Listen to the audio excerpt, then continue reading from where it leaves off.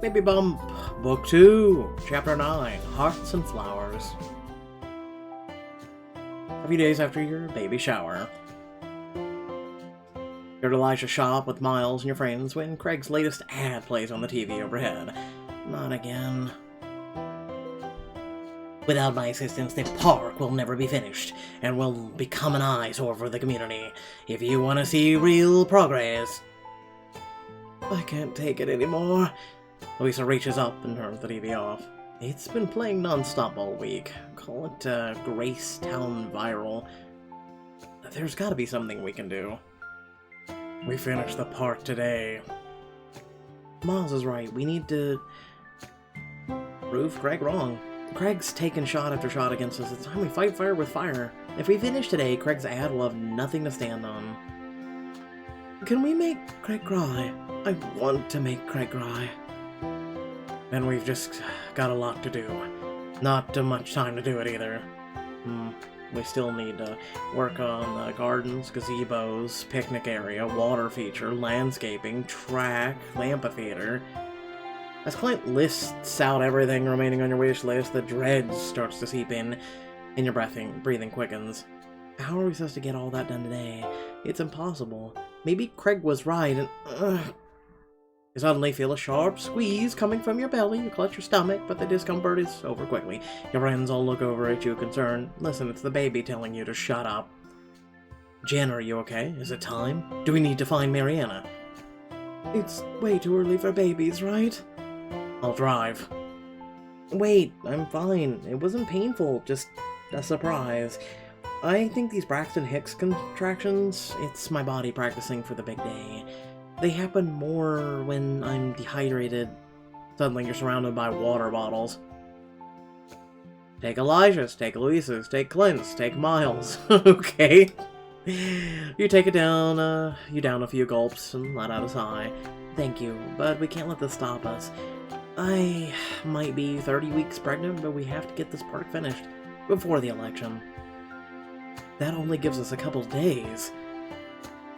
Maybe we should zone in and on some final touches for the park, make it more manageable.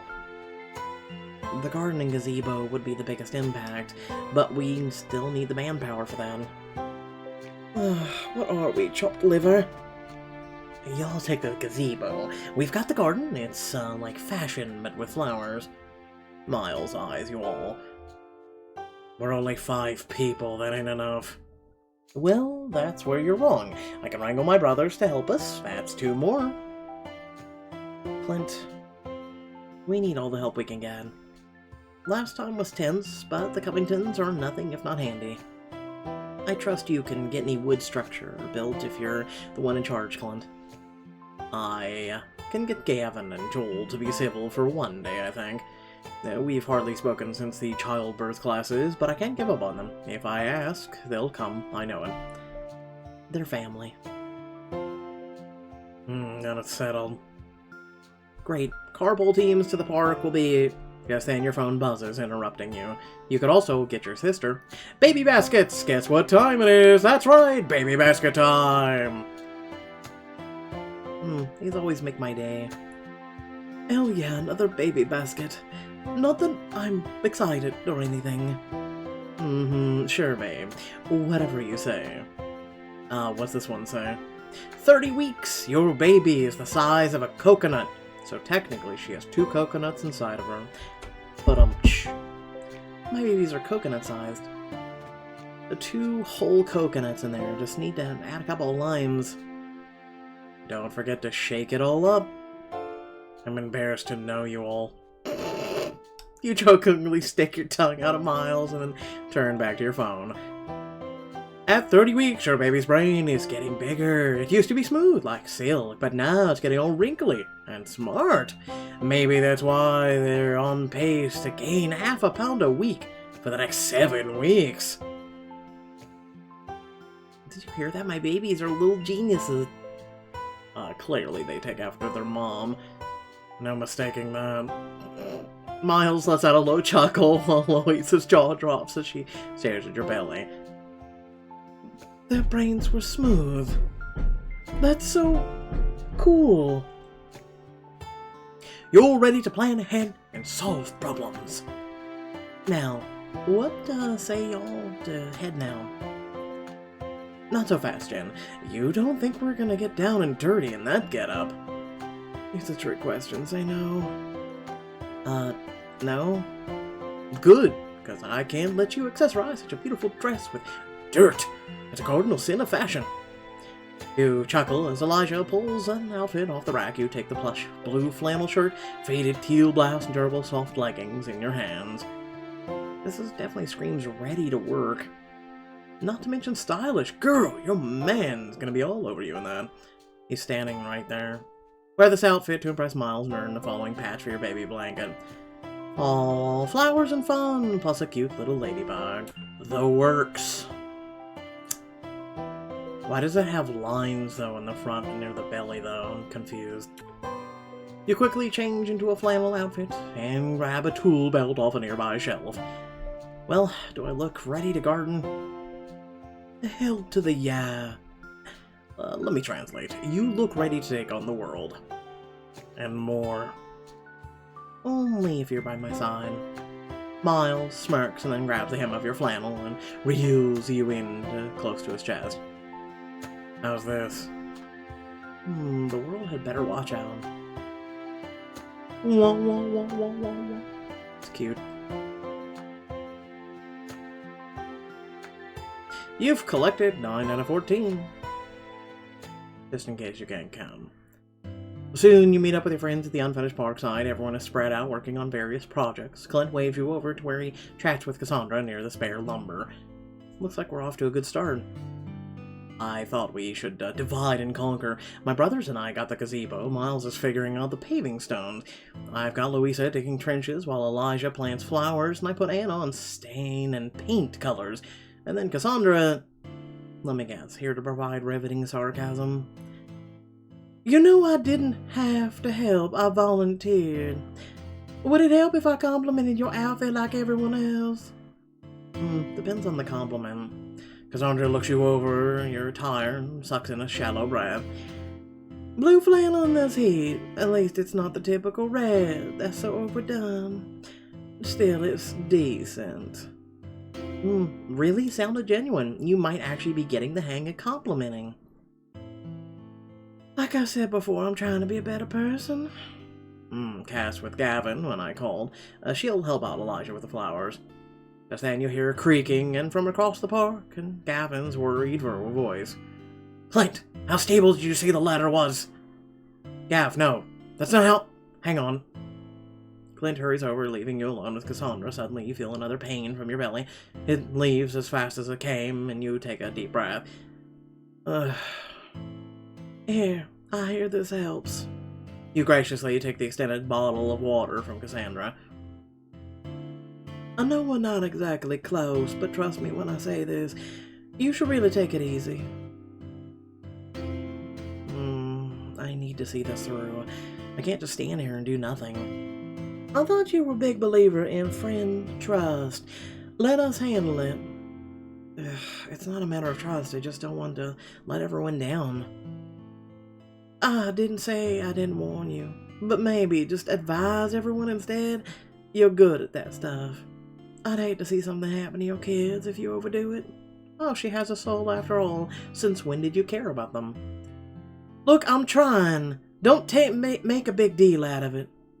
Cassandra storms off and you start the long walk towards the gazebo. Miles is on the ground, moving bricks around, while Anna faces the gazebo from beside him. Y'all working hard or hardly working? But first, gotta get this path laid.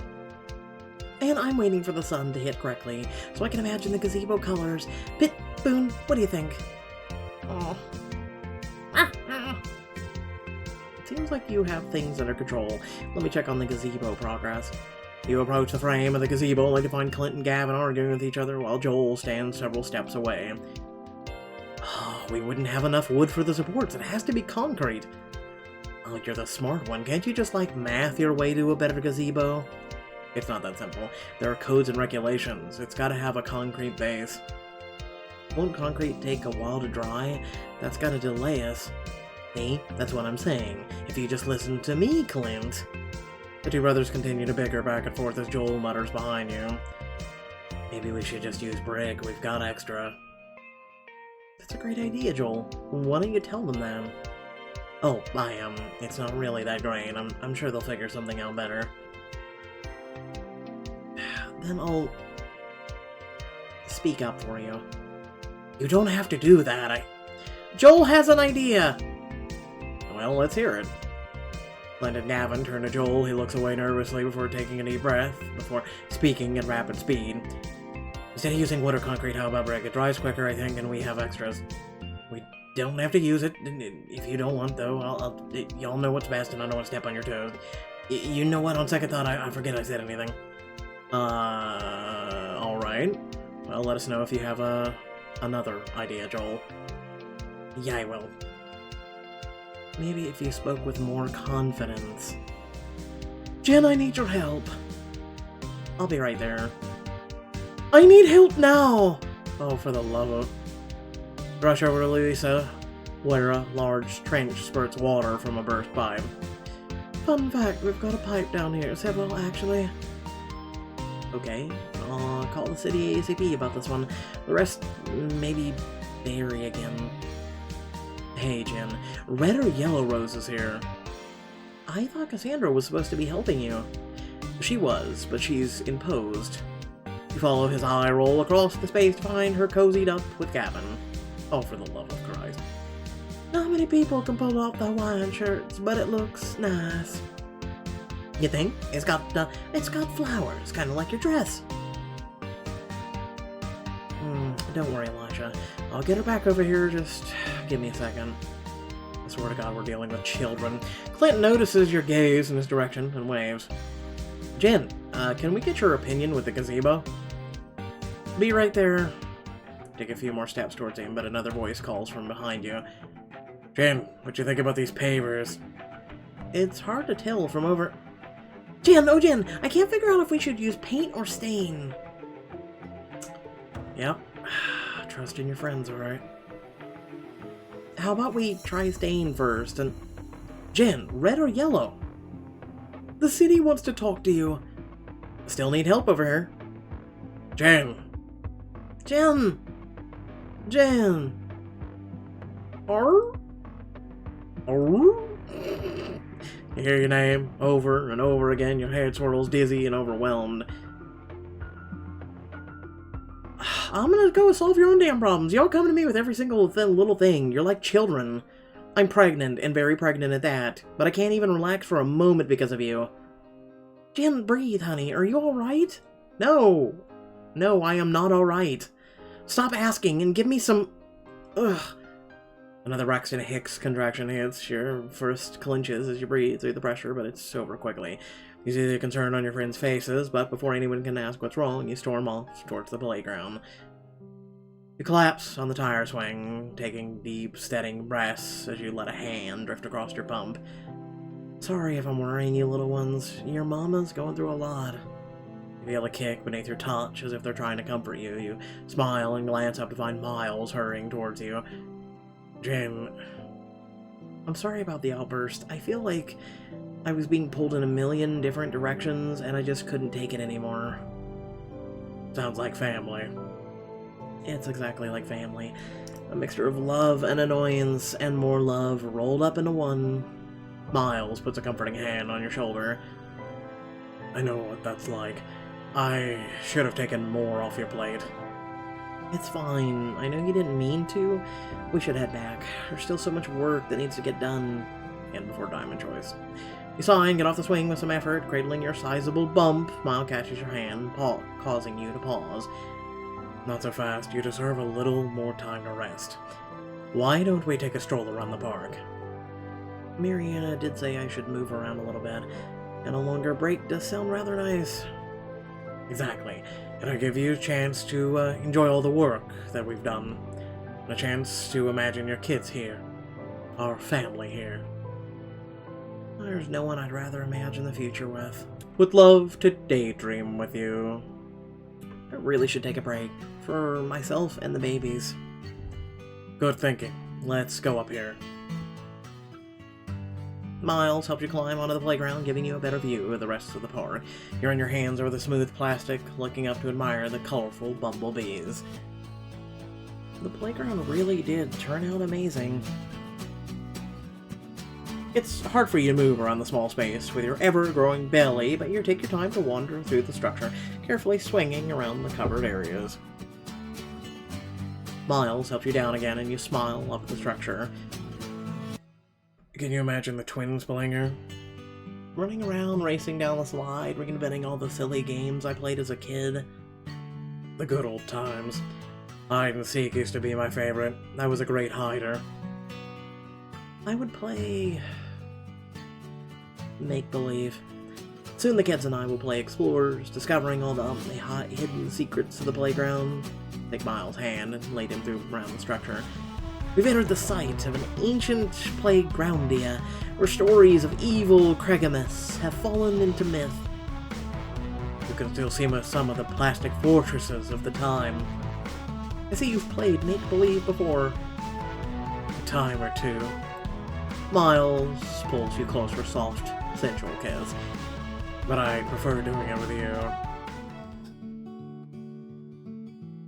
Still smiling broadly, you and Miles walk hand in hand through the almost finished park, returning to the far edges of the garden.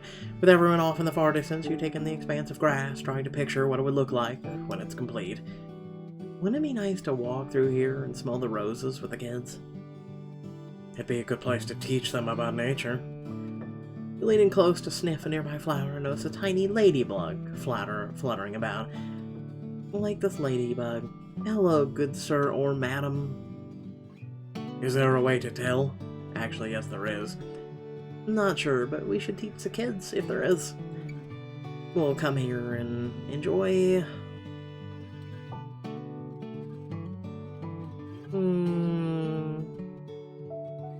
Teach them all the flowers' names. I know not every kid is into that kind of stuff, but I want our twins to know everything.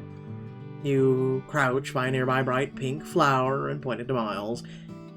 I'll teach them that that's a camellia, which is the most common plant in the world to be used to make tea. It also means adoration, devotion, and loveliness. Who knows, maybe the twins can impress their dates with these facts. Would it work on you? Don't know. What if I told you about the, cyclamen? It's a flower of deep love and lasting feelings. I like this flower. Grab your arm around Miles' waist as he wraps one around your shoulder. You stand there in a contented silence for a few moments, gazing out at the work-in-progress playground. Yeah, you enjoy that silence while it still lasts. I've been thinking about it too. Our future with the kids. Okay, you have to tell me more now. Little stuff like picnics and homework help, teaching them colors, how to read. We can chase after Boone together, make sure he doesn't dig up the roses. Boone will be sad he can't make a mess. You smile as you imagine Miles and your kids chasing Boone around the garden, their future, laughter warming your heart. They're gonna have so much fun with you. I hope so. I know I will with them. You turn to Miles, wrapping your other arm around his waist and looking up at him. You're the only ones on this side of the park, and your friends all busy near the gazebo and out of sight. Like it matters. Carefully, not to squish your bum, you stretch up to kiss him tenderly, his hands run across your cheeks. Then he kisses you back with the same fire. Jen. For the blissful moment, the whole world melts away. It's only just the two of you basking in your happiness, the pleasant sunshine, the distant sounds of birds chirping. Miles breaks away first, resting his forehead against yours, both of you closing your eyes. When he speaks, it's barely above a whisper. I love you, Jen. I know I don't say it a lot, but you always show it. The kids will see that. I can't believe how much I love them already. Miles presses a kiss laced with gratitude to your temple, holding you close. You take one last look around what will soon be the gardens, and smile to yourself. This is just what I needed, but we should probably get back. I can't imagine what's been happening while we've been gone. You and Miles rejoin the others near the gazebo. You glance around, noticing how spread out and separated everyone is while they work. This doesn't look good. Clint hunches over a sketchbook of the gazebo while Joel lays down the bricks, nearby muttering to himself. Gavin leans against a tree, shamelessly flirting with Cassandra. If we laid them like this, oh, that wouldn't work. You know, if I had a star for every time you brightened my day, I'd have a galaxy in my hand. That's so cheesy, but also incredibly sweet. Anna holds up paint samples against the extra lumber. Louisa fills in some of the trenches, while Elijah follows after, digging them right back up. A light color would make it seem fresh and clean, but a darker one might help the green grass pop a little bit more. Why did I dig up so much? Should be deep enough for roses, unless I put petunias here, after all. Why isn't anyone talking? They're all just undoing each other's work. They need a leader. Someone who can guide them the way a mother does. Clint notices your return and rushes up to you and Miles. Y'all are. Miles, there's a reporter from the Graystown Gazette here to interview you. I think you wanted to talk election and park efforts. Thanks. Old news is good news, right? Miles excuses himself, leaving you and Clint alone. Gav, stop flirting for 1 second and give me a hand. Mellow out, man. I'm just helping Cassandra. That's not what it looks like from here. We're not. I'll let you two handle this. Cassandra rushes off to the gardens. You saw as Joel and Gavin continue to bicker with each other. I should have known this would happen. I wish they could work out their differences. You and me both. Our mother could have done something. She knew how to turn everything into a game to get them to work together. Your mom needs to be remembered. If she was the glue that bound y'all together, maybe they just need to be reminded how they felt when she was around. Yeah. Maybe you're onto something. If I could act like our mother. You follow close behind as Clint marches over to his brothers. It's like you don't trust me. That's not it. It's just, if you're going to be in charge, you have to... I have to what? At least I showed up. You don't even... Enough. Mom, be ashamed of how y'all are acting, how we're acting. She always had a way of reminding us how important family is, even though we've got our own interests and strengths. Remember the time she turned putting her toys away into a 2v2 basketball game? Those games were the best, and you were the best teammate, Gavin. Maybe we can play another game then. Me against y'all. Team who lays down the most boards today wins. You're on. Gav, shall we resurrect the Dragon Page box maneuver? With a slice of tamarine effort. Two of them start working effortlessly together. Joel tosses a blank to Gavin, who nails it down. You laugh and turn to Clint. You'd better get to work if you want to win. Honestly, I feel like I already have. You look around at your friends, still working against the person beside them. As you check the time, you sigh. If we're going to finish this, I need to pull everything and everyone together, just like the Covington brothers. You feel a flutter of movement inside your belly, giving you the strength you need. You brace yourself, retrieve a megaphone from nearby, and yell across the park. Everyone listen up. We've been working hard today without much progress to show for it, but if we want to finish before the election and beat Craig, we have to work together. So let's buckle down and finish. Yeah, we've got this. That's all it took right there, a megaphone and saying, "You got this," with a fresh sense of purpose. Everyone returns to their tasks and you check on the various projects, starting with the gazebo, where you find Cassandra, who has returned to claim Gavin's attention. Gav, are you a flower guy? Don't you think my prized azaleas would look stunning next to the roses? Hold that bond for 1 second. Check this out. Gavin flexes his arms as he nails a plank against a brake without breaking a sweat. Have you been working out? Because I have a sixth sense for these things. I have a sixth sense you need to go get a goddamn fucking job. You two need to focus on one project at a time. We've got no time for dilly-dallying, so if you want to work together, then work together. None of this half-ass stuff anymore. Yeah, of course. We'll work together. I'm not sure what I can help with here, but I'll find something. Cassandra's face beams bright red as she and Gavin hurriedly get to help work helping, Clint. You nod your head in approval. Metal beams should solve the problem, though they wouldn't fit the look. Yeah, but they'd disrupt the good vibes here. What do you think, Joel? That's if you want to go with, we can do that. Let me just measure once more. Joel measures the base of the gazebo with the bricks in hand. He steps back, muttering to himself so only you can hear. Said a combo brick and wood base would solve everything. You should share your idea with everyone, Joel. Because that went so well last time. Don't make me get my megaphone out.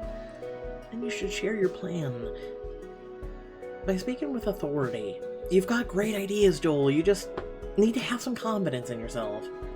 Joel nods in agreement. He turns and takes a deep breath. Glenn, Gavin, I figured it out. We can use a combo of wood and brick for the base. It'll support the whole gazebo easily. And look better than concrete. I don't know why we didn't consider that before. It's a great plan. Yeah, you should have brought this up earlier. Would have saved us a ton of time. I did. You know. What? Never mind. Let's just finish this. I'll leave the gazebo in your capable hands. What else is left to do? Run. Across the field, Elijah continues to dig up Louisa's field-in trenches. Yeah, the roses will be clutch here. So many trenches! Okay, Elijah, tell Louisa where you're gonna put the flowers. Louisa, point out where the wires and pipes are so he can avoid them. You turn to Miles and Anna as they figure out paver stones and paint colors. About the pavers. Talk to Joel. We can use whatever's left over from the gazebo to line the path. Which color should I go with, Jen? Use the stain. Paint only if it comes out too dark. Under your careful direction, the park slowly comes together, and over the course of the afternoon, you watch it transform before your very eyes.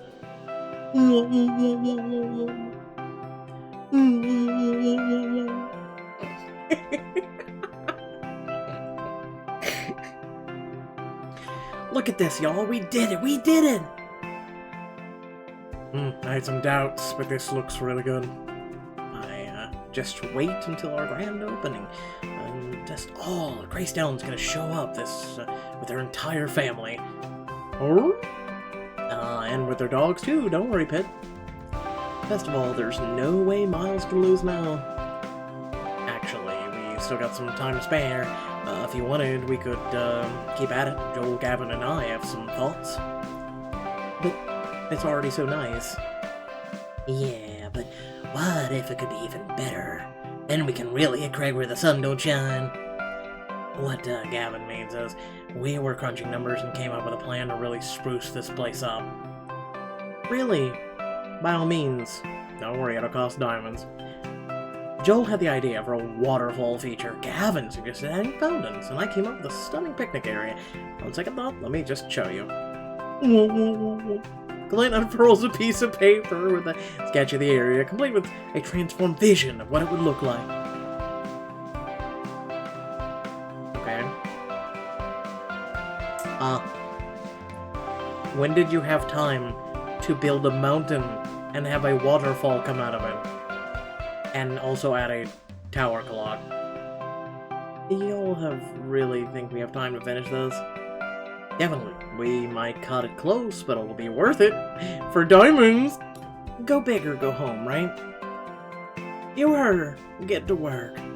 Oh, okay. Out of the way, lumber coming through. Is that how you connect the fountain? You gotta try using the sealer. Path is done, looks great. The water's flowing in 3, 2, 1. Damn, that's a nice touch. Soon you look up and see the transformation before your very eyes.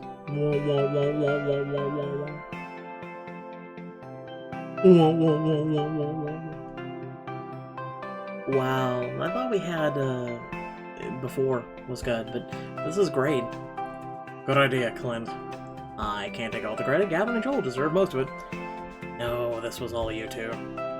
Yep, it was all me. I see that humility is one of your fine attributes. If there's nothing else, I officially declare the park finished. I just need a grand opening now. But first, we've got an election to win. Following Tuesday, Election Day is finally upon you. You enter the Gracetown High gym and wait in line to cast your ballot. As you near the front, you overhear some of the other voters around you. Hey, you see the new park? It's so big. I can't wait for it to open. I was a little iffy on the mayor could pull it off, but he did. He gets my vote. You know, I've heard Craig wanted nothing to do with the park. He tried to block it at every turn and in favor of an awful golf course. I don't even like golf. I wouldn't be surprised if Craig only promoted his own agenda as mayor. Craig, or might as well be called Craigtown then. Another reason to keep Miles around. Reach the front of the line and step inside the booth to cast your vote. Well, let's give Mayor Dixon another term. But when you go to check the box, your pen doesn't work. You scribble in the corner until it finally leaves a mark, then check the box for Miles. A vote for Miles. Don't mind the scribble. All that's left is to wait. Later that night, you and your friends gather at Luisa's restaurant to wait for the results.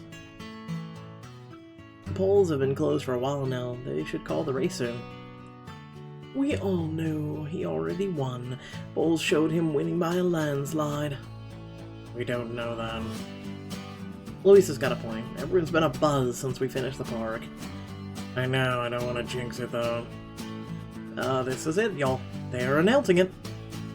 It was a close finish for today's mayoral race, but we're here at KQZB Channel 2 News can declare the new mayor is. Suddenly doors burst open, revealing... In your face, suckers. I'm mayor now. No. There's no way. Craig won? Goodbye, Mayor Dixon. Hello, Mayor Finch? What does Craig's first day in office mean for you in the future of Gracetown? Find out in the next chapter. How would he know before they even called it? What? This could just be an attempt at a cliffhanger and the news goes, Mayor Dixon won. Anyway, without further ado, thanks for watching. Please remember to like, share, and subscribe, and description below, links to social media, Discord, and a few links to support me and my content. Without further ado, I hope you're all having a wonderful day. Feel free to tune into our Twitch, where I'll be streaming this evening. And thanks again for watching. Catch you all later. Peace.